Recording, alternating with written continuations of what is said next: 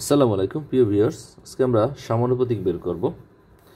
প্রশ্ন একে বলা আছে 4, 6 ও 8 এর চতুর্থ সমানুপাতিক কত।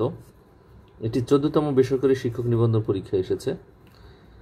এই ধরনের অঙ্কগুলো আমরা এভাবে লিখতে পারি 4/6 সমান 8/, এই চতুর্থ সমানুপাতিককে আমরা x ধরলাম, x অর্থাৎ প্রথমটা ভাগ দ্বিতীয়টা ইকুয়াল টু তৃতীয়টা ভাগ চতুর্থটা।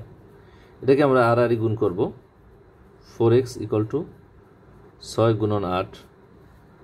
এটাকে আমরা এই 4 যেহেতু বাম পাশে গুণাকারে আছে, ডান পাশে এসে ভাগ আকারে হবে, 6 গুণন 8 ভাগ 4। 4 দিয়ে 8কে কাটাকাটি করলে 2 হবে, 6 2 12, x সমান 12। এই চতুর্থ সমানুপাতিক সমান 12, উত্তর ঘ। প্রশ্ন 2 বলা আছে 4, 8 ও 10 এর চতুর্থ সমানুপাতিক কত। এটা 12তম বেসরকারি শিক্ষক নিবন্ধন পরীক্ষা এসেছে। একইভাবে আমরা অঙ্কটা সাজাতে পারি 10/x, x হচ্ছে চতুর্থ সমানুপাতিক এবং এটা আর গুণ করব।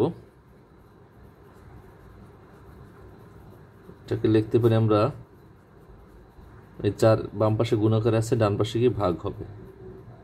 এটা কাটাকাটি করলে 8কে 4 দিয়ে কাটলে 2, তাহলে থাকছে কত, x সমান লিখব 2 গুণ 10, এখানে 2 থাকছে, এখানে 10 থাকছে, 10 2 20, অর্থাৎ x এর মান হচ্ছে 20, অর্থাৎ চতুর্থ সমানুপাতিক 20। আমরা 3 নম্বর প্রশ্ন সমাধান করব। 3 নম্বর প্রশ্নে কি বলা আছে 3, 9, 4 এর চতুর্থ সমানুপাতিক কত। এটা BCS 30তম BCS প্রাথমিক সহকারী শিক্ষক প্রাথমিক এবং রাজস্ব কর্মকর্তা পরীক্ষা এসেছে। এই অঙ্কটির উত্তর কত হবে কমেন্টে জানাবো। ধন্যবাদ সবাইকে।